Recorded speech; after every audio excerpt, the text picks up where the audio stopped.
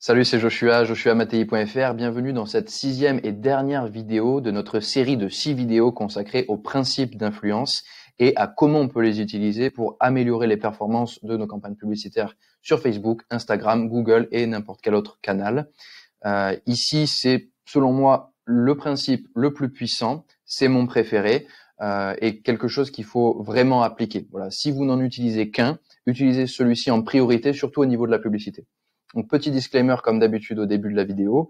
Premièrement, ces principes d'influence sont à utiliser pour mettre en avant des produits ou des services qui ajoutent de la valeur sur le marché et pas de mauvais produits ou de la camelote entre guillemets, style dropshipping. Et si vous voulez les utiliser à pleine puissance, utilisez-les tous ensemble pour augmenter la puissance de chacun de ces principes, de sorte à ce que ça marche mieux tout simplement. Voilà, donc si vous correspondez à ça, vous êtes sur la bonne vidéo et on peut continuer. Donc le principe de rareté, petite intro, les gens semblent désirer davantage les choses qui ne sont pas offertes en abondance, pas disponibles en abondance, et c'est ça le principe de rareté. Donc quelques petits exemples, pensez à l'art. Donc une œuvre d'art qui est rare, donc par exemple il n'y a que 1 ou 10 exemplaires dans le monde, va pouvoir se vendre à des millions d'euros, et les gens vont se battre pour arriver à acheter cette œuvre-là.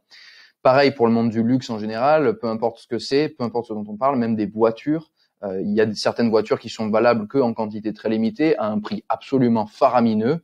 Le prix est justifié justement par la dimension rare et c'est ça qui plaît aux gens en fait. C'est ça qui plaît. On veut l'article unique et on est prêt à payer beaucoup plus cher et aller beaucoup plus loin pour obtenir l'article, le produit, le service, peu importe. Pareil pour les spiritueux, etc. En somme, quelque chose qui est rare a plus de valeur. Donc on augmente comme ça la valeur perçue de notre offre et on augmente les chances pour que les gens agissent rapidement. Donc appliqué au monde du marketing et de la vente, on va tout simplement faire en sorte de proposer une offre rare pour augmenter notre taux de conversion. Donc maintenant, on va se demander comment on peut utiliser ce principe pour améliorer les performances de nos publicités. Donc au niveau des textes et des visuels, on va évidemment limiter notre offre dans le temps. C'est le premier point sur lequel on peut avoir un impact. Donc, il faut effectivement qu'on ait une offre qui soit limitée dans le temps, donc offre valable jusqu'au 1er juillet 2021, 2022, peu importe quand vous regardez cette vidéo. Voilà, vous mettez une date dans un futur pas trop lointain justement pour qu'il y ait quand même un sentiment d'urgence. D'ailleurs, le mot urgence est très lié au mot rareté quand on parle ici du concept qui en anglais se traduit par scarcity. Donc, la notion d'urgence est liée à la notion de rareté. Donc voilà. Montrer qu'il faut que la personne se dépêche dans le temps, donnez-lui une raison d'agir maintenant. Principe ici, parenthèse, qu'il est très important de noter, c'est vraiment vital pour votre business. Donnez toujours une raison à la personne d'agir tout de suite. Si vous ne faites pas ça, elle n'agira pas. Il y a 2 options, c'est très binaire dans le marketing en ligne, particulièrement au niveau de la publicité sur Facebook et Instagram. C'est soit tout de suite, soit jamais. Ensuite, limitez votre offre en volume. Donc ça, vous pouvez combiner les deux, c'est toujours mieux, mais vous pouvez limiter votre offre en volume. Donc si vous vendez un service comme moi, vous allez pouvoir dire je ne peux prendre que 2 nouveaux collaborateurs dans les 2 ou 3 prochains mois ou la semaine prochaine, ce serait probablement mieux. Je peux vous donner un exemple assez connu en e-commerce entre guillemets. Si vous allez réserver une traversée pour faire Marseille-Ajaccio en bateau, vous allez avoir des notions du style, enfin des mentions du style. Il ne reste plus qu'une ou 2 places pour ce voyage-là. Il y a toujours un rappel de justement la rareté de telle ou telle offre qui va nous pousser à agir tout de suite. Je pense que c'est un assez bon exemple dans la mesure où si je suis intéressé par un produit donné et que, en l'occurrence, une traversée, et que je sais quand je veux partir, et que il n'y a pas énormément de traversées et qu'on me dit qu'il reste plus qu'une place, je vais agir tout de suite. Je vais tout de suite sortir ma carte pour commander la traversée. Je vais pas, laisser du temps passer entre le fait que je vois l'offre et l'action. Je vais le faire tout de suite. Donc, parenthèse fermée. Ensuite, mentionner le fait que l'offre est rare et limitée. Donc, ce que je veux dire par là, c'est utiliser le mot limité. Voilà, tout simplement. Ensuite, mentionnez les bonus liés à l'offre limitée, évidemment, puisque si vous faites une offre qui est limitée dans le temps, ça implique nécessairement qu'il y ait des bonus. C'est-à-dire qu'il y a une offre de base standard qui, elle, n'est pas limitée, et vous rajoutez des bonus, peu importe la forme que prend le bonus, ça peut être une réduction, ça peut être un essai gratuit, peu importe, mais voilà, mentionnez ce qui fait que votre offre est limitée et notamment, donc dernier point, mentionnez ce que les gens vont perdre s'ils ne saisissent pas leur chance. Encore une fois, pour ajouter un sentiment d'urgence, appuyez sur la perte plutôt que sur le gain. De façon générale, pour des raisons d'évolution, de biologie, etc., qui me dépassent, mais il y a un concept en tout cas que je connais et que vous pouvez appliquer, c'est le fait qu'on a plus peur de perdre quelque chose que l'on a envie de gagner quelque chose. C'est un biais cognitif qu'on a, nous autres êtres humains, et autant l'exploiter. Donc, mettez en avant le fait que, surtout le fait que les gens vont perdre les bonus plutôt qu'ils vont gagner ce que le bonus contient.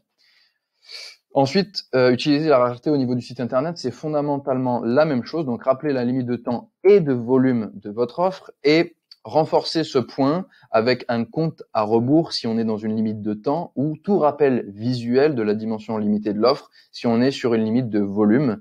Peu importe ce que vous faites, mais essayez de représenter visuellement sur votre site web la notion d'urgence, justement.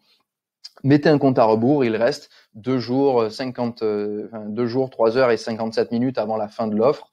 Voilà. Rappelez les bonus liés à cette offre limitée et surtout rappelez-les en disant que ils ne sont disponibles que jusqu'à ce moment-là et qu'après ils ne le seront plus, donc il va y avoir de la perte. Fin mot de l'histoire. S'il y a une chose que vous devriez retenir de cette vidéo, c'est que il faut rendre votre offre rare dans le temps et en volume pour donner une raison à votre prospect d'agir tout de suite. Si vous ne donnez pas une raison à votre prospect d'agir tout de suite, il n'agira pas. Voilà. C'est très clair. C'est un des écueils les plus courants que je vois, où on part du principe que on dit juste voici ce que notre business fait, voilà. Et on s'attend à ce que les gens convertissent sans leur donner une raison de le faire. Sauf qu'on oublie le contexte dans lequel on vient présenter notre publicité ici. C'est un contexte où, eh bien, on est en compétition avec des bébés mignons, des chats mignons, des chats qui se cassent la gueule, excusez-moi de l'expression, des problèmes politiques, des scandales, des drames. Si on arrive au milieu de ça en disant juste voilà ce que notre entreprise propose, aucune chance qu'il se passe quoi que ce soit. Donc donnez une raison à la personne d'agir tout de suite et vous verrez vos résultats exploser. J'espère que vous avez eu un maximum de valeur de cette vidéo. Encore une fois, on n'a pas abordé ce principe dans les moindres détails, mais je pense que vous avez ici quelques pistes. Si vous avez encore des questions liées à ce principe d'influence, n'hésitez pas à les poser en commentaire. Je me ferai un plaisir d'y répondre au cas par cas. J'aimerais vous demander de cliquer sur j'aime sous la vidéo si vous l'avez appréciée et de vous abonner à la chaîne pour plus de contenu du genre. Si vous avez regardé toute la série, j'aimerais vous remercier. Je suis vraiment content que vous soyez arrivé jusqu'ici. Félicitations d'être arrivé jusque-là. Assurez-vous d'appliquer ces principes parce que c'est une chose d'avoir des informations, c'est autre chose de les appliquer et de les tester sur le terrain, entre guillemets. Et juste avant de conclure, j'aimerais vous proposer quelques pistes de lecture supplémentaires si ce sont des sujets qui vous intéressent. Donc déjà, on a le principe, on a le livre sur lequel cette série entière repose, c'est Influence et manipulation par Robert Cialdini. Je sais pas exactement comment on dit son nom de famille. Alors, influence et manipulation, c'est dans le titre français. En anglais, il n'y a pas ce complément-là qui me paraît un peu étrange. Je sais pas pourquoi on l'a rajouté. Voilà, donc on a ce premier livre qui est franchement une lecture assez longue. Donc voilà, il faut avoir envie de creuser. Après, il y a un autre, je me rappelle plus, je vais aller regarder tout au début de ma slide, j'ai mis la source. Voilà, donc il y a cette source-là, Robert Cialdini Influence, The Ultimate Power Tool. Ça, c'est en réalité un condensé extrêmement facile à lire et traduit en français. Je crois qu'il est disponible en PDF sur Internet, je vous laisse regarder. Mais c'est un condensé du livre et qui vous permet de voir un petit peu comment vous pourriez utiliser tous ces principes dans un contexte un peu plus de vente, etc. Voilà, vous avez un autre livre aussi qui s'appelle Webs of Influence par Nathalie Nahai. C'est Webs of Influence, The Psychology of Persuasion, je crois, quelque chose comme ça. En tout cas, voilà, Webs of Influence, Natalie Nahaï, vous pouvez regarder ça. Je sais pas s'il y a une traduction en français ou pas. Si c'est pas le cas, voilà, il faut que vous puissiez comprendre l'anglais. Mais c'est une excellente ressource qui montre comment appliquer tous ces principes qu'on a développés ici dans cette série plus en détail au niveau du site web surtout. C'est pas tant au niveau de la publicité, mais c'est vraiment une application au niveau de l'user experience, l'UX au niveau du site web. C'est une lecture qui est assez simple, assez rapide et avec plein de conseils pratiques. Voilà. Donc je réitère encore mon appel à l'action. J'aimerais vous demander de cliquer sur j'aime sous la vidéo si vous l'avez apprécié, de vous abonner à la chaîne et je vous dis à très bientôt dans la prochaine vidéo.